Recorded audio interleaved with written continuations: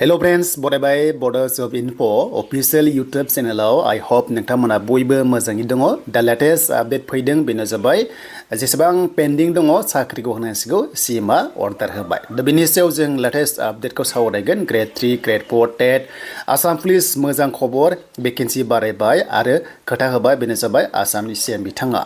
दा BTC सरकारासो साख्रिखौ होनो हाला नामा बेनो जाबाय इलेक्सन सिगां एबा MCC सिगां जेरै टेट ग्रेड 4 आरो ग्रेड 3 दा बिनि सायाव जों सावरायगोन। बेखायनो भिडिअखौ नोंथांमोना नायजोब हानायसेबां लाइक खालामनो दाबाव बेनिफ्राय शेयार खालामनानै होनो दाबाव आरो जायनोखि चेनेलाव गोदान साबस्क्राइब खालामना लानो दाबाव मानोना बड'स अफ इनफ' इउटुब चेनेलाव नोंथांमोना मिथिखायो जे साख्रिनि लेटेस्ट आपडेट मोननो हागोन प्लास आसामनि स्किम जा सेन्ट्रेल जा नोंथांमोना मोननो हागोन।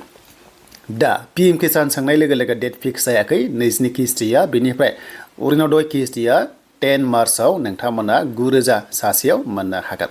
दा बेखौ जों मिथिबाय। दानो जों थांसै अफिसियेल वेबसाइट आसाम पुलिसाव। The big update Assam police candidates practice खालामबाय थादो। मोजां खबर सफैबाय बेनो जाबाय आसाम पुलिसनि कमान्ड' पस्टखौ बारायसिगोन। मैया सीएमआ लाइभआव फोसावबाय जे गोबांथार रिक्वेस्ट खालामदोंमोन ना बेनो जाबाय कमान्ड' पस्ट बे नोंथांमोननि भेकेन्सिखौ बारायसिगोन आरो कनस्टेबल बेनिफ्राय गुबुन गुबुन पस्टआबो भेकेन्सिया बारायनाय चान्सआ दंसै। मानोना बिथांमोननि सरकारा फैफिननाय लोगो लोगोनो नोंथांमोना गल्डेन चान्सखौ मोनबावगोन। बिथाङा आसाम पुलिसखौ गोबां प्रायरिटि होयो। दा बेखायनो फंबायमोना बिनानावमोना प्रेक्टिस खालामनायखौ बन्द' खालामनाङा। लासै लासैबाबो खालामबाय था। नाथाय दैज्लां बायनायनि उनावसो फिजिकेल टेस्टआ जानो हासिगौ। दा बेखौ जों मिथिबाय। आरो गोरोन्थि जादोंबा एडिट खालामदो। बिनि लास्ट डेटआ जाहैबाय गाबोन एबा 5 तारिख मार्चआ लास्ट डेट एडिट खालामनो हानाय अपसन। बेखायनो नोंथांमोना मा खालामनांगोन नैबाव क्लिक खालामनानै लगइन खालामनानैसो नोङो एडिट खालामनो हागोन। बेनो जाबाय आसाम पुलिस। दानिया जों थांसै टेटनि सायाव। फैबाय दानिया DEE आसाम स्टेटनि मास्टार साख्रि LP UP लेभेलाव ओरैबायदि स्मुथलि खामानि जागासिनो दङ। बेनो जाबाय सेकेन्ड लिस्ट होबावबाय।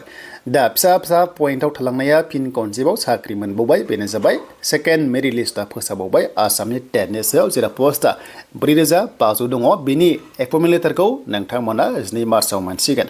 दा मैया फेसबुक पेजआव CM सारा फैदोंमोन लाइभ आरो बाव बुंदों जे जेसेबांनो आसाम स्टेटआव पेन्डिं दङ बेनो जाबाय जेसांनोखि ग्रेड 3 साख्रि आरो ग्रेड 4 साख्रि टेट साख्रि बा आसाम पुलिस जिखुनु साख्रि बेखौ बुंदों डिपार्टमेन्टखौ बुंबाय जे नैबे 15 मार्चनि सिगांनो साख्रिखौ होथारगोन एबा होनो नाजागोन।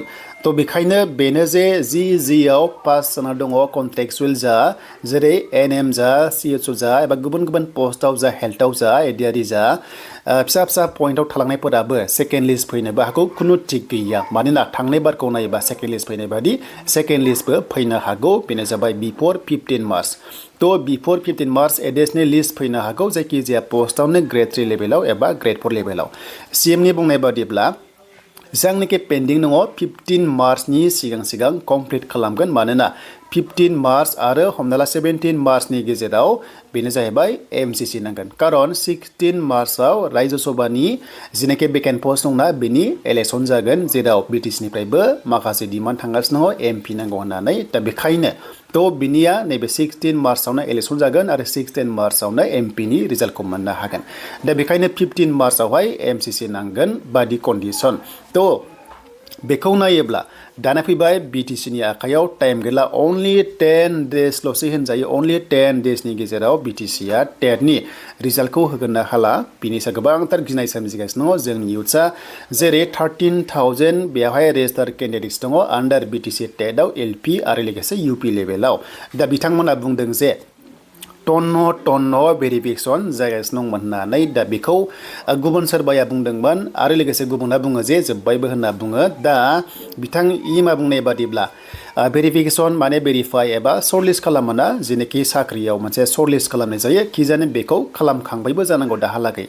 देन बिनिफ्राय पाब्लिश खालामबानो रिजाल्टआ गयो। बेनो जाबाय एडुकेसन डिपार्टमेन्टनि आन्डाराव टेट जेनेखि नोंथांमोननि 984 पस्टआ दाख्लि सासे ससियेल मिडियायाव बुंनाय बादिब्ला जेनेखि सासे दायित्व गोनांगोन बिथाङा बुंदों जे मेरिट लिस्टखौ फोसावबा फोसावनो हासिगोन रेडि जाबाय होननानै जुदि गासिबो जुदि थिग जायोब्ला समजों लोगोसे फोसावगोन बादि कन्डिसन बेखौ नायोब्ला किजानि होनोबो हागौ होनांगौ जेबो इसु गैया होबाथ' नैबे 984 केन्डिडेट्सआ एंगेजमेन्ट जानानै थानो हासिगोन बेनो जाबाय टेटनि सायाव दा बेखौसो आरो MCC सिगां होयोब्ला गभर्नमेन्टआ प्लास पइन्ट जागोन दा जुदि होआब्ला बे इउथ्सनि सायाव जेनेखि कमेन्ट्स फैदों बेनो जाहैनो हागौ देन बेनिफ्राय नैबे ग्रेड 3 आरो लोगोसे ग्रेड 4 हले रिजाल्टआ फैनाया इजि नङा बेनो जाबाय बिफोर MCC बेखौ होगोना इजि नंला दा बेखिनियानो नोंथांमोननि लेटेस्ट आपडेटआ दा नैबे सिमा जेनेखि अर्डार हरबानो आसामनि टेट लोगोसे BTC टेटआ रिजाल्टखौ होनांगौ जायो दा बिथाङा सिमा बुंनाय बादिब्ला इलेक्सननि सिगां होगोन नालाय किजानि BTCना गासैबो जुदि 984 आ रेडि जाबायब्ला